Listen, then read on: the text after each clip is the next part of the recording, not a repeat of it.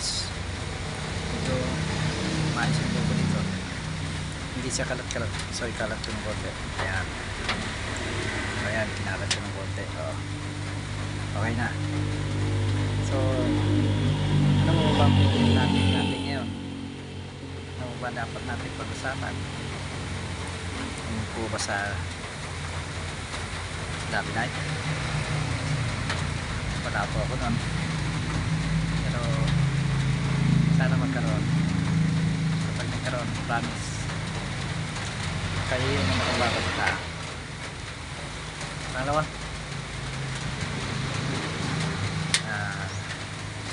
ano nga ba yung sinasabi mo? Pambay, pangalan mo? Parang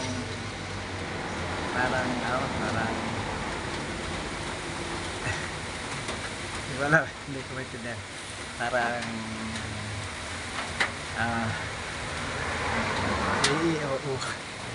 yes.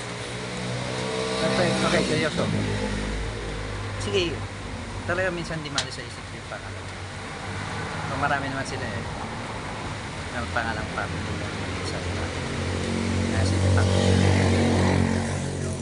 Yung friend ko na taga Italy, taga Mexico, Pampo, isa.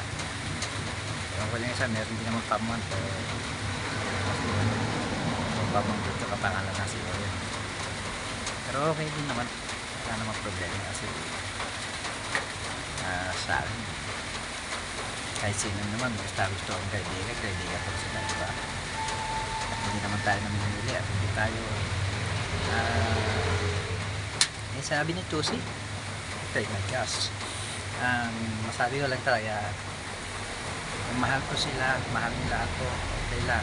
Nagkasundo kami, nagkatagpikan mga friends, nagkaso sa malaking bagay para sa akin. Okay, yung ibang mga topic sana pag-usapan natin ngayon, pero sa ngayon di pa ako nakanda dahil dami ko kaya iniisip, dami ko mapasok sa isip ko.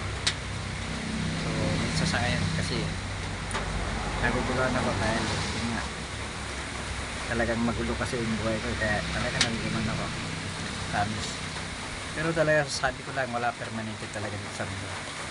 Wala ka sa akin, lahat nagbabago dahil sa akala ko na talaga para sa akin, dahil ginugol ko yung buong oras ko, buong araw ko, buong taon ko, buong buhay ko, yes, lahat ginugol ko sa taong mahal ko.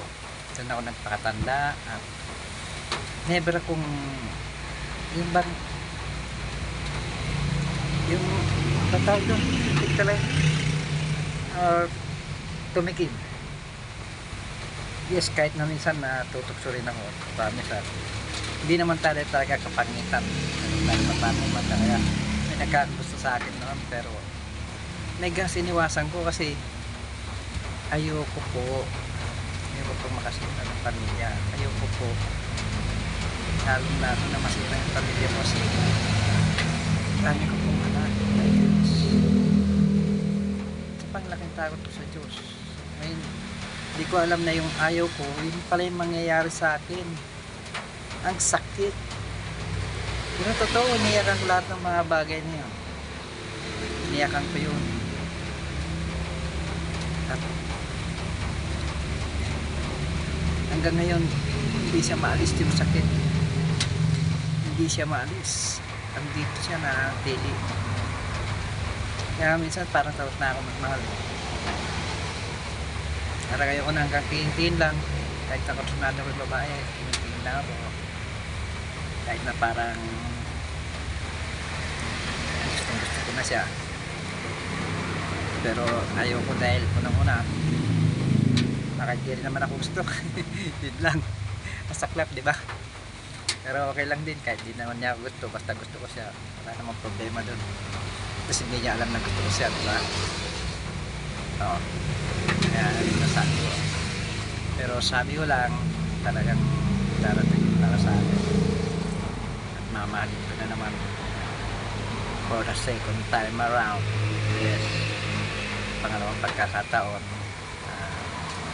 Siguro sana maging matinong babae na siya. Yung bang ako lang, akin lang, yung bang wala akong kahati. Yung hindi babae para sa lahat. Oh siya, nakaiyak. Okay. Guys, ito po ako pero wala pong filter to ha. Ako po yung isa sa mga kahit pa paano nag-views din, marami rin nagla-likes kahit sa mga upload. Shoutout nga pala kay Sahid Samuel. My friends, my dear friends here in Pakistan. My dear friends in Pakistan, shoutout sa iyo.